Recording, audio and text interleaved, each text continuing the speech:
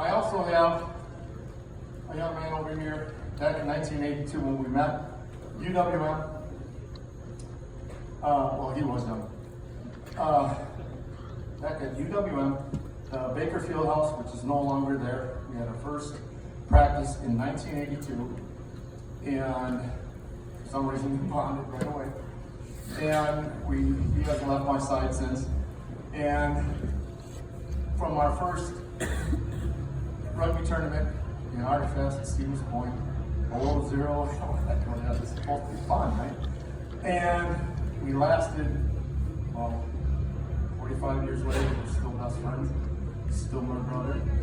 He still takes care of the clubs that he's with, where he has been with UWM. He's still active in the coaching, and he's also an ambassador to the college coaching of all the states.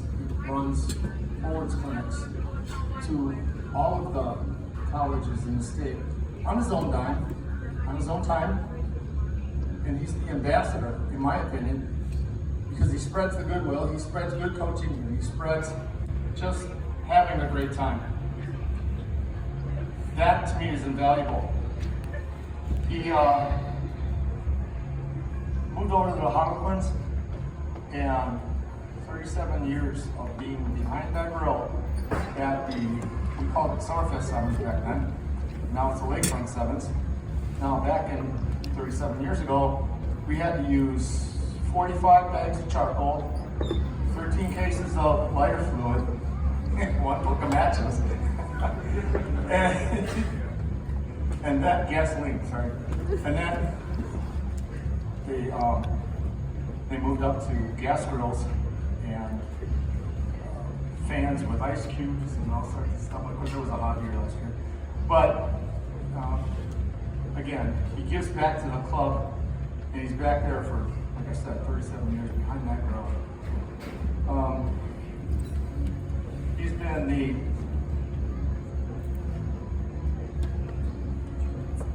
match secretary, forwards coach, head coach, currently the director of rugby. He's toured Wales, England, Ireland, Scotland, along with numerous 4-day weekend trips to Wales, to Garsyna, which I was on one of them,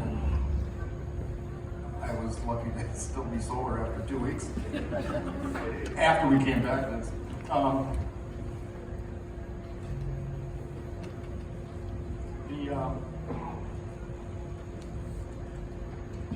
the awards that he's won: Old Boy of the Year in 2005, Rugger of the Year 2006, Rugger of the Year 2014, Old Boys in 23. And I think the most important job he's had is being a dedicated husband and father to a wonderful family.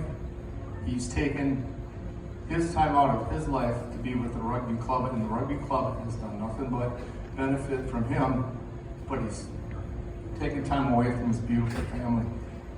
Annie's the best mom we've ever had.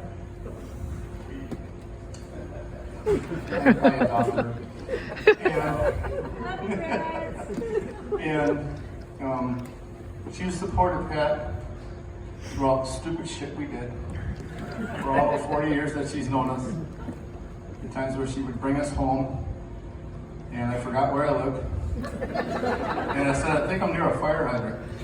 So we're going down Kramer near UWM. Fire hydrant! She slams on the brakes, and both of us in the back seat fucking into the seat. No, that ain't it. So I finally got home. Obviously, I'm home. I got home.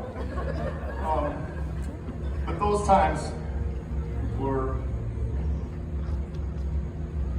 blazing in my head.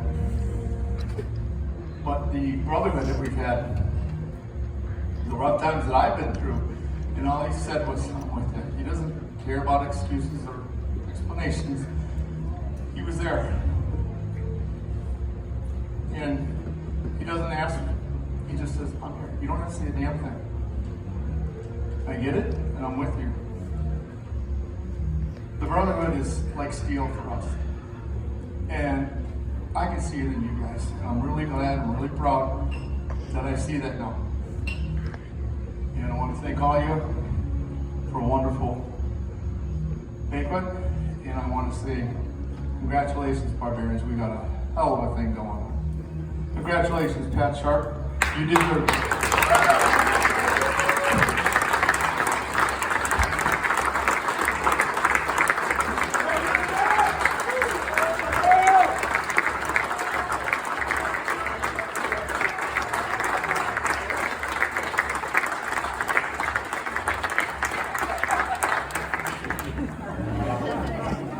The two words that I say when you guys come off the field, and it's thank you.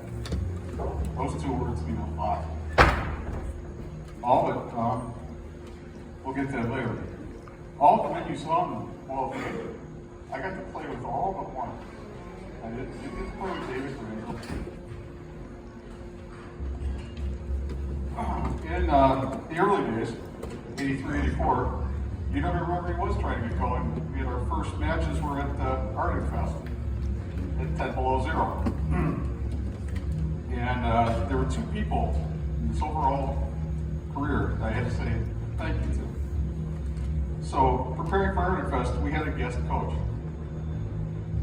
He showed up, we were practicing in Upper Lake Park, 6 inches of snow, ready for Summerfest, or Arctic Fest. Guy shows up in white sweatpants, tube socks up to his knees, a mustache that was typical for the 80s. Where's my firefighter friend? Yeah, like that. And he led us on some really intense drills for 3 hours in the snow, had no mercy, all that. He explained to us why we wanted to pass, when we did. We learned a lot. His direct approach and his brutal freaking honesty was inspiring. It made me want to play more. So then I say just thank you, Jeff Friedrich.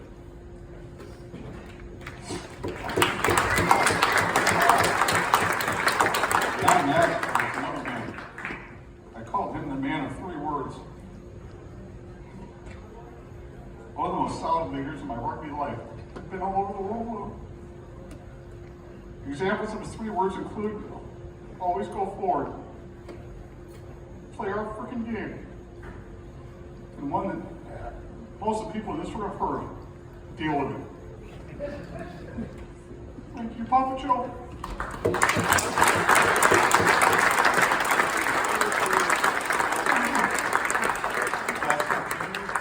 Players, when you have been so great, we introduced new ideas to you.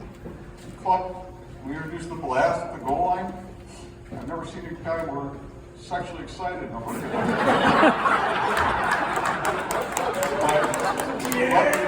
let us introduce new ideas. Came back with constructive questions, sometimes a lot of questions. But when you executed, you followed the play, it was a thing of beauty. So you guys, I just say thank you.